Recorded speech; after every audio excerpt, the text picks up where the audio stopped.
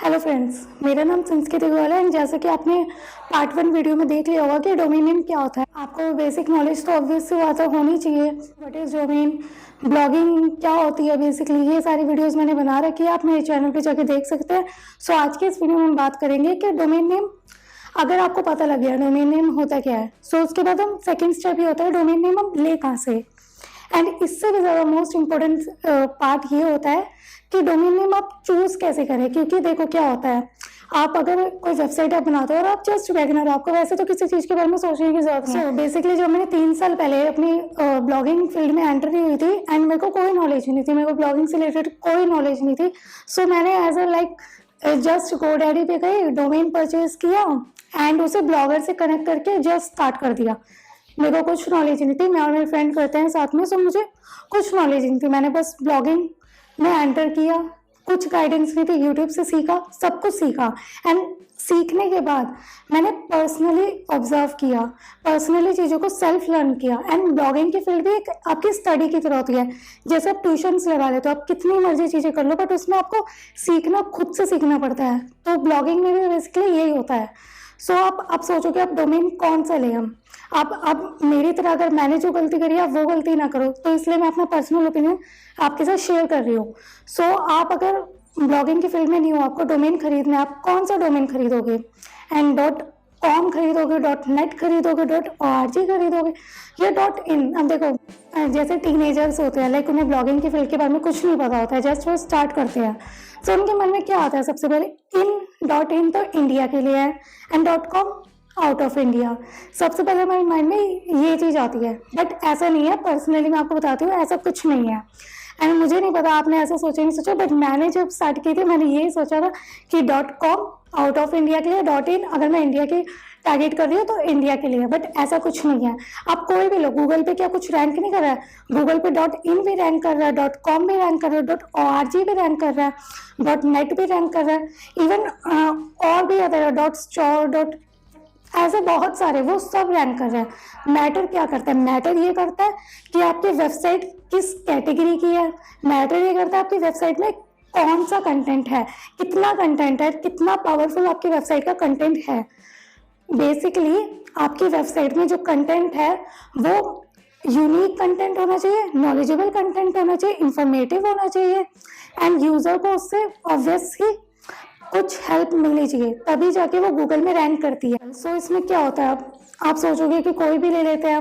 हाँ, आप कोई भी ले लो, बट अगर आपको एक प्रोफेशनल लेवल पे बनानी है वेबसाइट, मैं रिकमेंड करती हूँ कि .com लो आप। क्योंकि .com से क्या होता है, प्रोफेशनली आपकी वेबसाइट लगने लगती है। अब आप डोमेन सर्च कैसे करो? आप एक बिगिनर हो, आप स्टार्ट करना चाह रहे हो, सो आप डोमेन नाम कैसे चूज करो? ये सबसे बड़ी जो हमारे माइंड में चीज़ ट्रिगर करती है यही होती है कि हम डोमेन नेम कैसे सजेस्ट करें। एंड इसके लिए कई सारे टूल्स भी आते हैं, आप टूल्स पे जाके सजेशन ले सकते हो। बट कई बार क्या होता है, टूल से हमें सजेशन नहीं मिल पाते, जो हमें चाहिए होता है बेसिकली वो हम टूल से नहीं ले पाते। बट अगर आपको टूल से भी करना है, मैं आपको इस वीडियो में लास्ट में दिखाऊंगी कि आप टूल से कैसे कर सकते हो। सो अभी हम बात करेंगे, अगर आप खुद से आप डोमेन नेम लेना चाहते हो तो आप क्या करो। आप सबसे पहले देखो आपकी वेबसाइट किस नीच पे है। अब देखो, आप सोचोगे आप एजुकेशन पे बना लो, आप फाइनेंस पे बना लो, आप कुकिंग पे बना लो, बट मैं आपको रेकमेंड करूंगी अगर आप एक बिगिनर हैं, आपने जस्ट ब्लॉगिंग फील्ड में एंटर किया है एंड आपको उसके बारे में कुछ भी नॉलेज नहीं है, कुछ भी नॉलेज नहीं है, तो आप स्टार्टिंग करो मल्टी नीच से। मल्टी नीच क्या होती है, आप हर कैटेगरी के इसमें डालो, आप अपने ब्लॉग में हर कैटेगरी का डालो। आप कुकिंग से रिलेटेड भी ला सकते हो, जिस भी फील्ड में आपको नॉलेज हो, जिस भी चीज़ में आपको नॉलेज हो, आपको टेक में भी नॉलेज है, आपको कुकिंग में भी नॉलेज है, आपको इस चीज़ में भी नॉलेज है, आपको उस चीज़ में भी नॉलेज, ऐसा होता है ना। तो आप सब चीज़ एक ही ब्लॉग में डालो, उससे क्या होगा, उससे आप सीखोगे। एंड इसमें मोस्ट इंपॉर्टेंट यही होता है कि आप सीखो, क्योंकि जितना आप सीखोगे उतना आप नॉलेज डेवलप कर पाओगे, उतना आप इस फील्ड के बारे में जान जाओगे, अपडेटेड रहोगे। सो आप मल्टी नीच पे काम शुरू करो। सो इसके लिए मोस्ट इम्पोर्टेंट आप डोमेन कौन सा लो। तो देखो, अगर मेरा मानना ये है, जैसे आप कुछ यूनिक ही नाम लो। देखो एक टाइम पे क्या था, एप्पल एक फ्रूट होता है, राइट? हमने कभी इमेजिन भी नहीं किया होगा कि एप्पल इलेक्ट्रॉनिक में भी चेंज हो सकता है। आप खुद माइंड में सोचो, आपने कभी सोचा होगा एप्पल जो फ्रूट होता है, जो एक फ्रूट है, वो कभी एक कंपनी, इतनी बड़ी कंपनी के उसमें चेंज हो गया? तो ये एप्पल क्या है, ये एक हट के नाम हो गया, यूनिक हो गया, क्योंकि एप्पल एक फ्रूट है। एंड एप्पल का फोन देख रहे हो, वॉच देख रहे हो, इवन लैपटॉप देख रहे हो, तो वो कुछ यूनिक हो गया, है ना। तो वैसे ही आप कुछ यूनिक सोचो। अब आप एक और एग्जांपल हम लेते हैं, बेवकूफ.com। अब बेवकूफ.com कोई इमेजिन भी नहीं कर सकता था कि बेवकूफ के नाम से आपको डोमेन, एक वेबसाइट, एक इतनी बड़ी कंपनी आप बना पाओगे, है ना। बेवकूफ लाइक हम इसको टीज करने के लिए बोलते हैं, एंड वहीं आप इसके नाम से वेबसाइट क्रिएट कर रहे हो।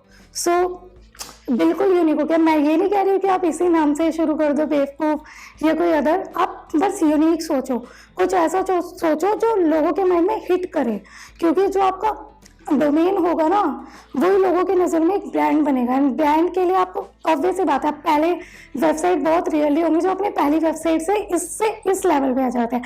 क्योंकि अगर मैं पर्सनली बताऊँ, मैंने तो कई सारी वेबसाइट फेल होने के बाद अब मेरी एक कुछ वेबसाइट है जो कुछ सक्सेसफुल है।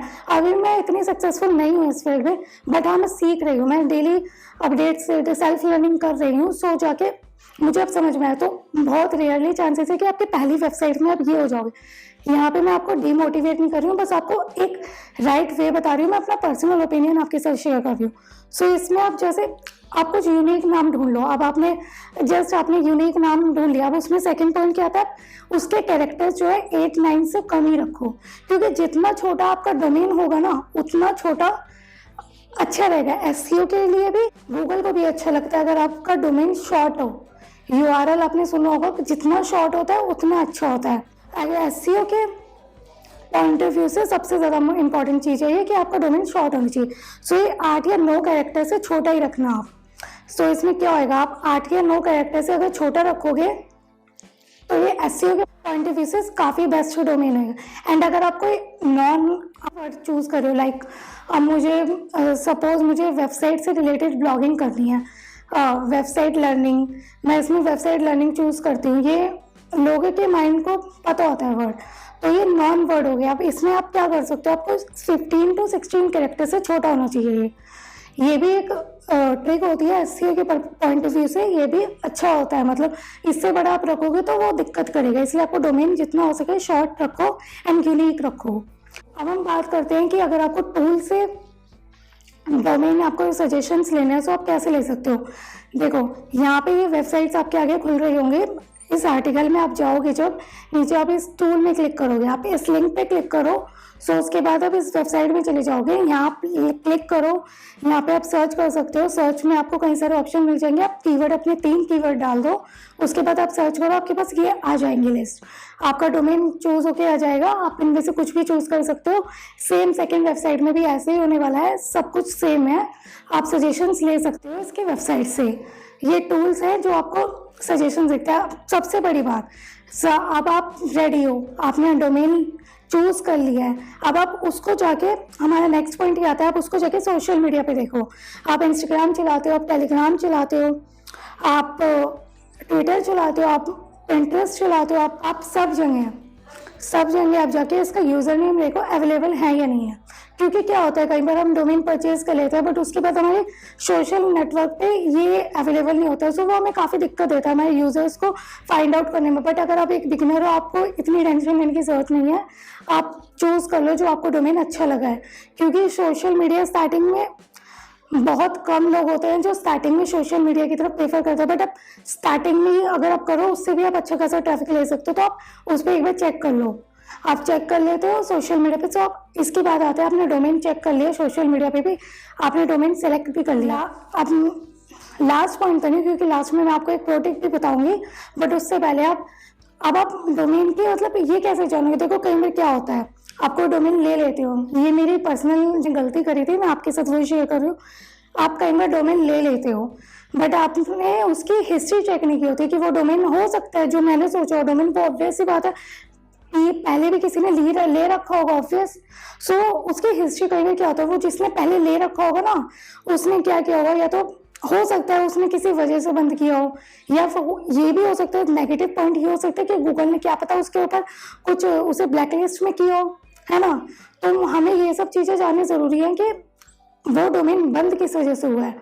सो आप इसके लिए भी एक टूल है वेबैक मशीन, आप इस पे जाके चेक करो।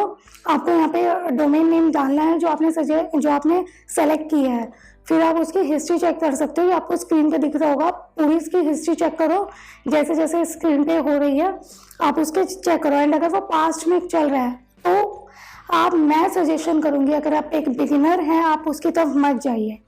क्यों? देखो यूट्यूब पे 1000 वीडियोस है, आप लोगों की वीडियो से एक्सपायर डोमेन परचेज कर लेते हैं।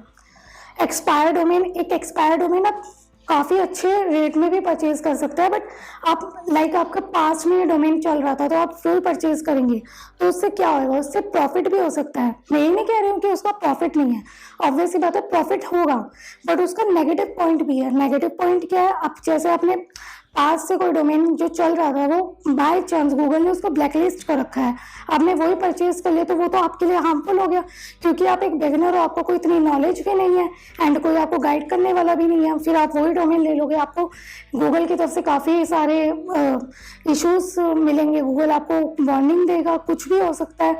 सो मैं प्रेफर करूँगी आप यूनिक ही डोमेन लो जो पास्ट में भी किसी ने ना लिखा हो। सो अब बात करते हैं हम कि आप एक्सपायर डोमेन लेते हो, आप एक्सपायर डोमेन क्यों ना लो। देखो एक्सपायर डोमेन में कई सारे बैकलिंक्स हमें मिल जाते हैं। अब बैकलिंक्स क्या होता है, अगर आपको नहीं पता मैं आने वाली वीडियोस में बताऊंगी बैकलिंक्स क्या होता है। हमें को कमेंट भी करो अगर आपको जानना है बैकलिंक्स क्या होती है, एंड इससे रिलेटेड और कुछ क्वेरीज है मेरे को कमेंट करो, मैं आपको बताऊंगी आने वाली वीडियो से। बट अभी हम जानते हैं बैकलिंक्स उसमें होते हैं। सपोज आपको छोटा सा बता देती हूँ मैं, छोटा सा ब्रीफ डिस्कशन दे देती हूँ कि बैकलिंक्स होते क्या हैं। देखो बैकलिंक्स क्या होते हैं, आप किसी की वेबसाइट में अच्छी खासी उसकी अथॉरिटी है, डोमेन अथॉरिटी है, उस वेबसाइट की काफ़ी ज़्यादा बिल्ड है वो वेबसाइट। अब वो वेबसाइट मेरी एक जस्ट न्यू स्टार्टअप वेबसाइट है, मेरी वेबसाइट को वो लिंक दे देती है, मतलब मेरे लिंक अपनी वेबसाइट में दे देते हैं, तो वो जो यूजर्स उनकी वेबसाइट में जाएंगे वो मेरी वेबसाइट में भी रिडायरेक्ट करेंगे। वो वहाँ से देखेंगे इस बंदे ने हाँ इसकी वेबसाइट प्रीफर करी है, मैं इसकी वेबसाइट में जाता हूँ। इंस्टाग्राम, आपने इंस्टाग्राम पे प्रमोशन से कर देखेंगे जस्ट लाइक दैट, तो आप मेरी वेबसाइट में रिडायरेक्ट, तो मुझे ट्रैफिक मिलेगा। बैकलिंक ये होते हैं। बैकलिंक का अच्छा पॉइंट है, बैकलिंक आपको प्रॉफिट देते हैं, कई बार ट्रैफिक भी बहुत ज़्यादा देते हैं, बट स्टार्टिंग के लिए मैं आपको प्रेफर करूँगी आप वो डोमेन बिल्कुल परचेज मत करो। आप एक्सपायर डोमेन से बचो स्टार्टिंग में, क्योंकि एक्सपायर डोमेन में प्रॉपर रिसर्च चाहिए होती है, एक्सपायर डोमेन में प्रॉपर आपको एक वर्क करना पड़ेगा।